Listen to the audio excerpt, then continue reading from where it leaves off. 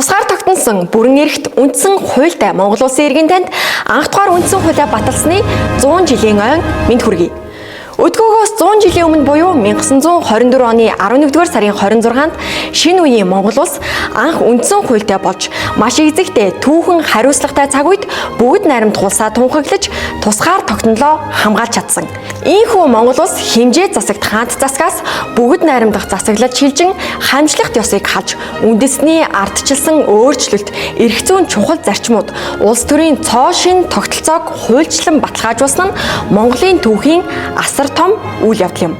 Анх дугаар үндсэн хууль батлагдсан нь манай улс нийгмийн эдийн засгийн олон ололтыг батжуулсан төдийгүй Монголын газар шороо хөрсөнд орох баялаг, ой мод, ан амтан зэргийг ард түмний өмчгөж зарласан. Түүнчлэн иргэдийн сонгогдох эрхийн асуудлыг хуульчлан Азад анх удаа Монгол улс эмэгтэйчүүд эрчүүдтэй адил